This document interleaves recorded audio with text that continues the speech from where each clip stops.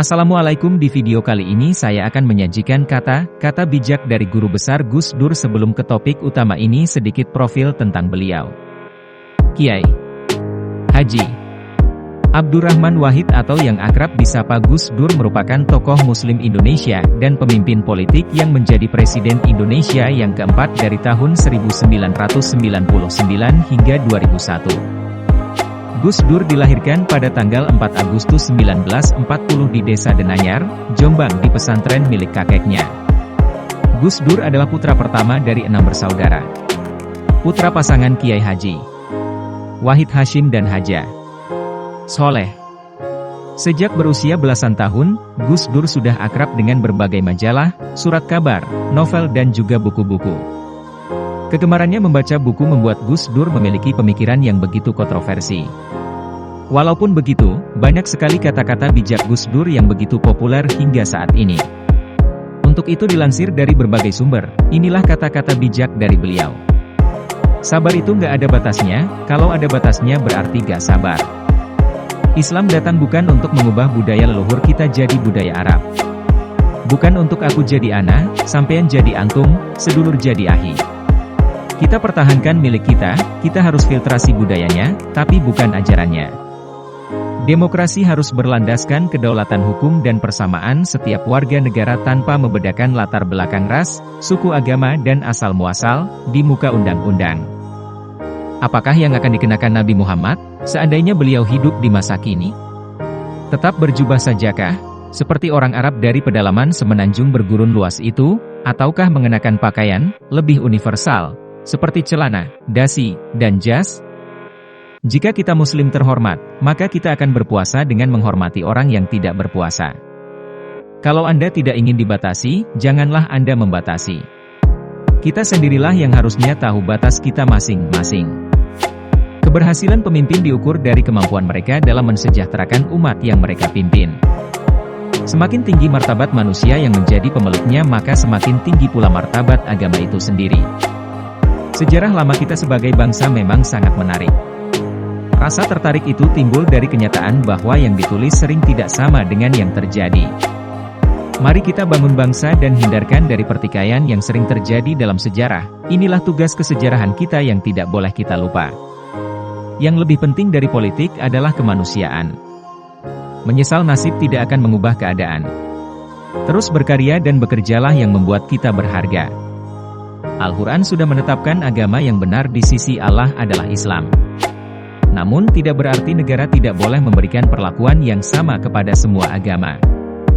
Tuhan tidak perlu dibela karena Dia yang Maha Kuasa. Memuliakan manusia berarti memuliakan penciptanya, merendahkan dan menistakan manusia berarti merendahkan dan menistakan penciptanya. Agama mengajarkan pesan-pesan damai dan ekstremis memutarbalikannya. Tergantung pemerintah. Kalau pemerintah campur tangan terus dalam segala hal yang terjadi, adalah kami tidak ada jalan lain adalah membisikkan pada para pemilih golput aja bareng-bareng. Bukankah dengan demikian menjadi jelas bagi kita bahwa menerima perbedaan pendapat dan asal-muasal bukanlah tanda kelemahan melainkan awal dari kekuatan? Mari kita tanya dalam hati kita, apakah kita ini berjuang untuk suatu kepentingan yang besar yaitu kedamaian dan keutuhan NKRI? Pemahaman apapun yang berbeda apalagi bertentangan bisa menjadi bibit-bibit perpecahan apalagi bertentangan, bisa menjadi bibit-bibit perpecahan dan persatuan bangsa. Kalau ingin melakukan perubahan jangan tunduk terhadap kenyataan, asalkan kau yakin di jalan yang benar maka lanjutkan. Perpustakaan adalah tempat untuk memenuhi dahaga ilmu pengetahuan. Tidak ada jabatan di dunia ini yang perlu dipertahankan mati-matian. Guru spiritual saya adalah realitas. Dan guru realitas saya adalah spiritualitas. Demokrasi harus berlandaskan kedaulatan hukum dan persamaan setiap warga negara tanpa membeda-bedakan. Agama jangan jauh dari kemanusiaan. Saya tidak khawatir dengan dominasi minoritas. Itu lahir karena kita yang sering merasa minder. Saya tidak berbicara dengan kata mungkin. Keutuhan negara hanya akan tercapai kalau ia memberikan perlakuan yang sama di muka hukum. Terlalu banyak orang-orang Islam yang gagal dalam mencerna Islam, yang mengajarkan untuk berbelas kasih terhadap sesama dan mengerti sistem norma mereka, mengetahui bahwa ini ditoleransi oleh Islam sebagai sebuah agama. Pertanyaan dasarnya adalah, sanggupkah kita sebagai bangsa mengembangkan sikap meninggikan kepentingan bersama itu dan mengalahkan kepentingan pribadi para pemimpin bangsa kita? Dalam hidup nyata dan dalam perjuangan yang tak mudah, kita bukan tokoh dongeng dan mitos yang gagah berani dan penuh sifat kepahlawanan.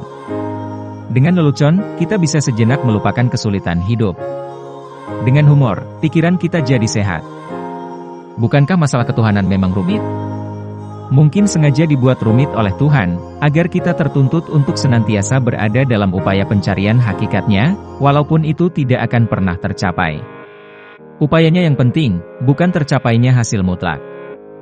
Tidak penting apapun agamamu atau suku MU, kalau kamu bisa melakukan sesuatu yang baik untuk semua orang, karena orang tidak pernah tanya apa agamamu. Negara ini paling kaya di dunia, tetapi sekarang jadi paling melarat, karena koruptor tidak ditindak. Kemajemukan harus bisa diterima, tanpa ada perbedaan. Keragaman adalah keniscayaan akan hukum Tuhan atas ciptaannya. Meskipun takut kita jalan terus, berani melompati pagar batas ketakutan tadi, mungkin di situ harga kita ditetapkan. Saya tidak khawatir dengan dominasi minoritas. Itu lahir karena kita yang sering merasa minder. Memuliakan manusia berarti memuliakan penciptanya. Merendahkan dan menistakan manusia berarti merendahkan dan menistakan penciptanya. Kepemimpinan yang baik dapat membawa hasil yang baik tanpa banyak menumpahkan darah. Berkat perbedaan, semuanya jadi terang benderang. Sebuah masyarakat tanpa spiritualitas hanyalah akan berujung pada penindasan, ketidakadilan, pemerasan, dan perkosaan atas hak-hak asasi warganya. Negeri ini paling kaya di dunia, tapi sekarang negeri ini menjadi melarat karena para koruptor tidak ditindak dengan tegas. Bukalah hatimu dan bertindaklah dengan jujur.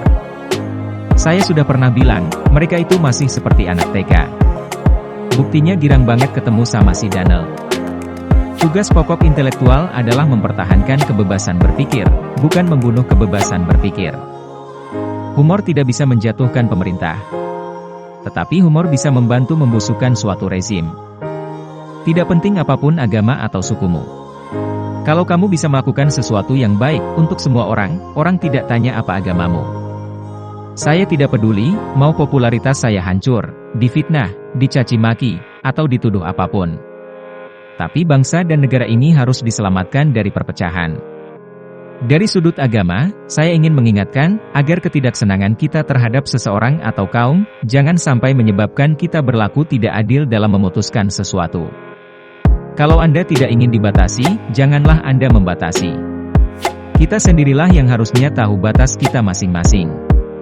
Terima kasih telah mendengarkan dan menonton video barusan. Tolong dukung channel ini dengan cara like, komen, dan subscribe, dan tekan tombol lonceng biar tahu update-update terbaru.